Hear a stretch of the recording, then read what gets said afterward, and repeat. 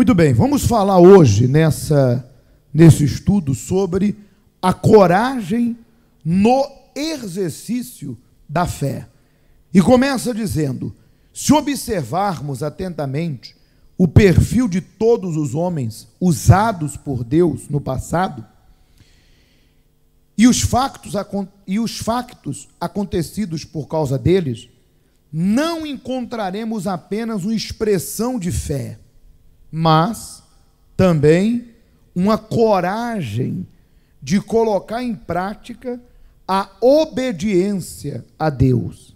Sim, porque a fé, se não estiver aliada à coragem, torna-se ineficaz, improdutível e o quê? E morta. Aliás, o texto sagrado diz, né? Fé sem obra, coragem, é morta.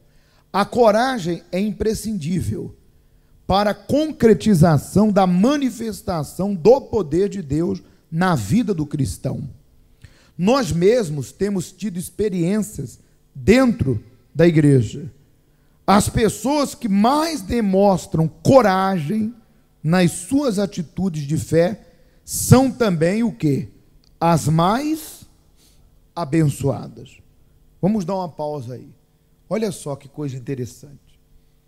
Veja que, falando do que estamos vivendo, a fé do altar na revolta de Gideão, veja que quando Deus falou com Gideão para levantar o altar, quando a gente fala levantar o altar, as pessoas que não têm bons olhos, que não são espirituais, elas já pensam em altar, elas já pensam em oferta, já pensam em dinheiro. Só que a primeira coisa que Deus pediu para Gideão não foi o material. Se você observar, Deus apareceu e disse: Gideão, derruba o altar de Baal. Depois, faz um altar para mim. Depois, pego o material, o segundo, o que você depende, a garantia, o futuro, põe no altar. Agora vamos imaginar, ele reuniu 10 homens para fazer isso. Você imagina que o altar de Baal era de que tamanho? Era enorme. Tinha um poste ídolo de madeira enorme. Era o deus da fertilidade para aquelas pessoas idólatras. Que Deus não era, nunca foi. Agora imagine você. Deus mandou ele ter coragem para remover a idolatria, o pecado. Ou seja, aquilo era o Deus. O povo estava adorando, estava buscando. Embora nós estamos falando de um povo que tem nos seus princípios a lei de Deus contra a idolatria. Ou seja, ele não estava fazendo nada de errado. Porque se o povo de Israel fosse um povo pagão, se o povo nascesse na idolatria, se o povo não tivesse um Deus nas suas origens, porque quando o anjo apareceu, qual era a origem? Qual foi a palavra que Gideão usou e argumentou com o anjo? Cadê o Deus que os nossos pais nos contaram? Ou seja, os pais de Gideão não passaram para eles idolatria, passaram para eles a imagem de um Deus único, vivo e poderoso. Então eles não estavam fazendo nada de errado em arrancar aquela idolatria, aquele pecado. Ele estava a fazer a coisa certa. Mas aí é que está. Diante dos olhos do mundo, ou diante das pessoas que não querem nada com Deus, se você quiser fazer o certo, você vai estar errado.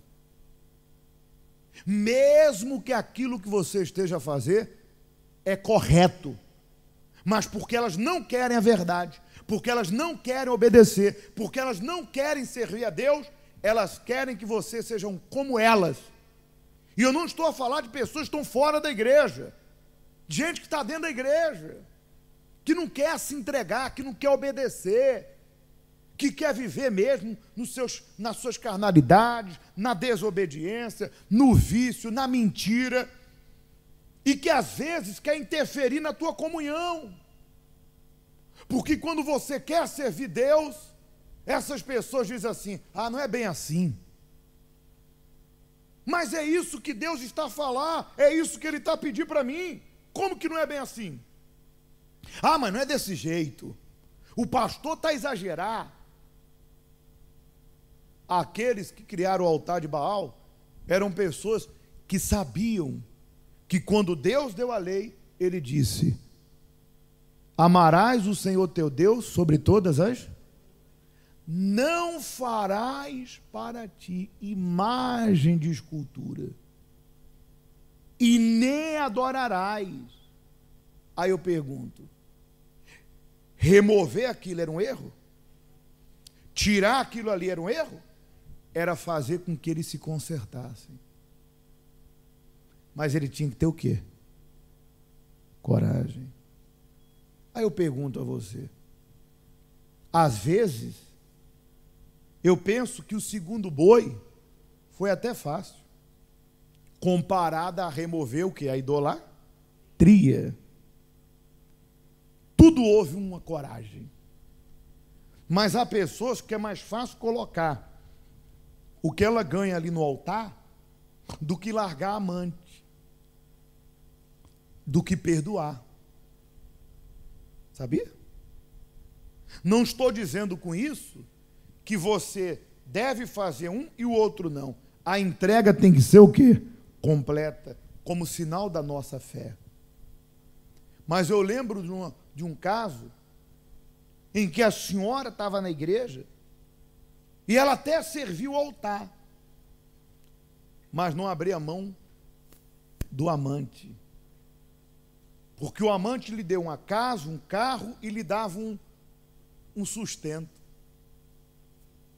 Então abrir mão de um salário, até de um bem, mesmo que lhe custasse, era um sacrifício, mas não era uma entrega o quê? Completa. E o dia que ela manifestou com o demônio, parecia uma cobra, porque realmente ela estava enrolada no pecado. E o Espírito Santo na nossa boca disse: larga esse amante. Ali, Deus deu a ordem para ela resolver a vida dela, salvar a alma dela. Sabe qual foi a resposta? Não posso. Ela tinha fé, mas faltava o quê?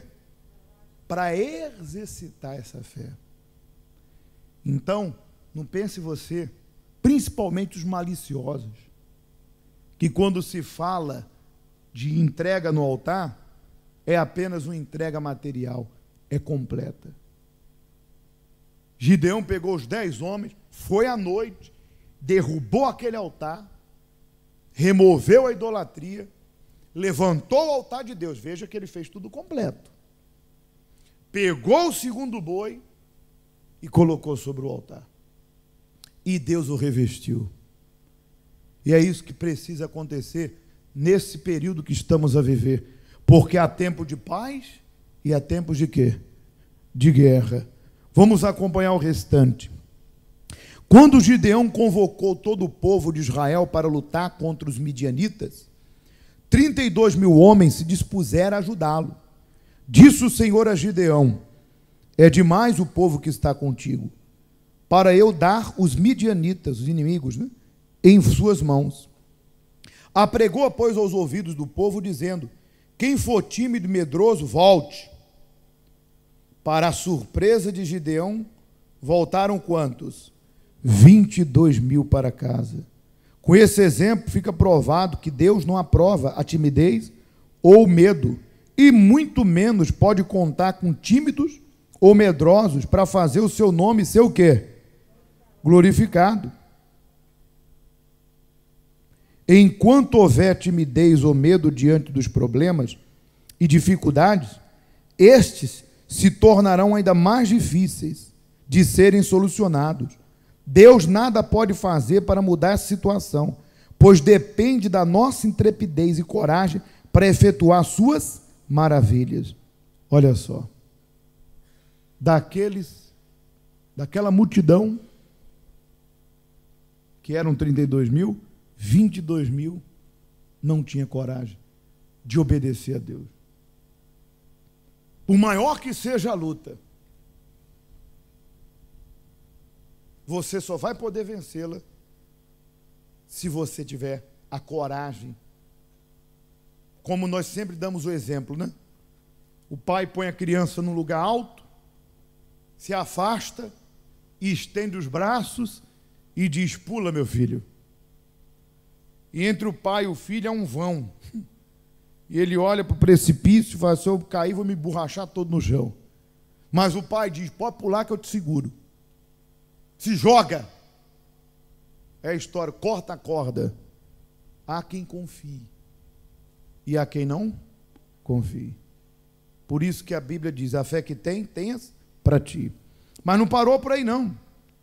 Disse mais o Senhor a Gideão: ainda há povo demais, fazei-os descer às águas, e ali tu provareis. Aquele que quem eu te disser, este irá contigo, esse contigo irá. Porém, todo aquele de que eu te disser, este não irá contigo, esse não irá. Fez Gideão descer os homens às águas. E então o Senhor lhe disse: todo aquele que lamber a água com a língua, como faz o cão, esse porás à parte, como também a todo aquele que se abaixar de joelhos a beber. Aqueles que se abaixarem e ficaram de joelhos para beber água, não estavam em condições para aquela grande batalha, pois procuraram beber a água de maneira mais cômoda e fácil. Gente assim não tem condição de servir a Deus, ou menos obter vitória na vida cristã, pois são como as águas que descem das montanhas, sempre procurando o quê? O caminho mais fácil da vida. Este é o caráter de todos aqueles que têm uma fé positiva, mas, porém, o quê? Passiva. Está vendo? Veja que há pessoas que Deus fala com ela, e principalmente em períodos como esse, porque a Bíblia diz: há tempo de plantar, Eclesiastes 2, e tempo de quê? Tempo de chorar, tempo de sorrir. Deus fala com ela, o coração dela queima, ela sabe o que tem que fazer, mas Deus não pode fazer por você. Eu não posso fazer, está na tua mão. Essa entrega total, tanto no altar físico como no espiritual.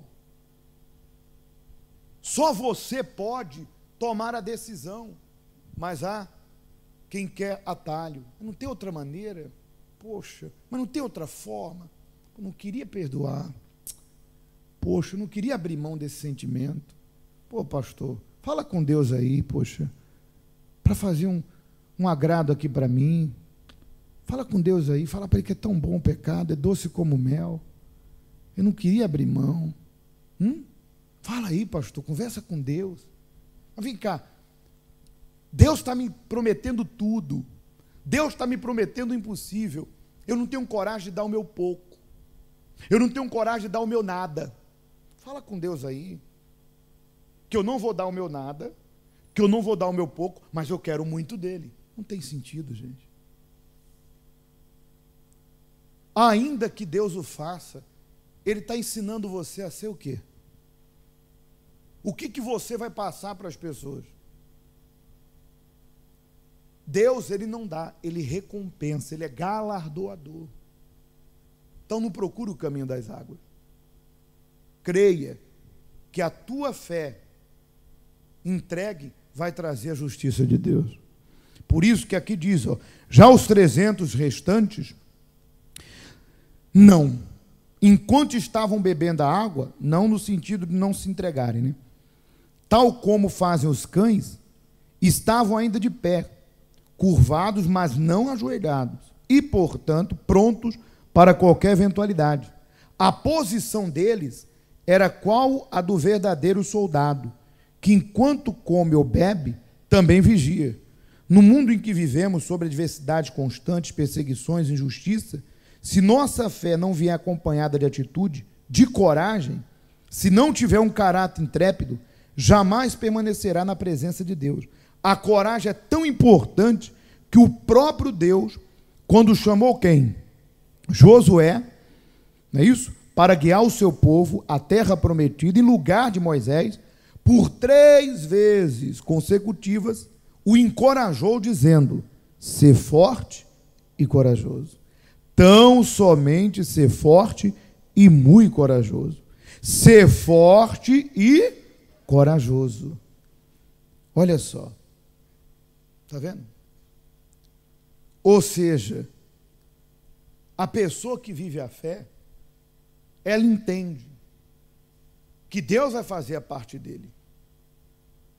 E quando ela faz a parte dela, ela confia na justiça de quem? Deus não falha. Deus não vai falhar comigo. Então ela não tem medo de entregar o seu pouco pelo muito de Deus. Ela não tem medo de desagradar as pessoas, porque ela vai ter que abrir mão de certas coisas que vai contrariar aqueles que levam ela ao erro. Ela não tem medo de perder para ganhar, porque vai ter que perder certas coisas, perder certas companhias, que no fundo não é uma perca, é um ganho. Mas Deus recompensa. Acima de tudo, com a vida eterna. E aqui na terra, com o extraordinário, como ele fez com Gideão, que não hesitou em derrubar o altar, mas também não deixou de fazer o que Deus pediu.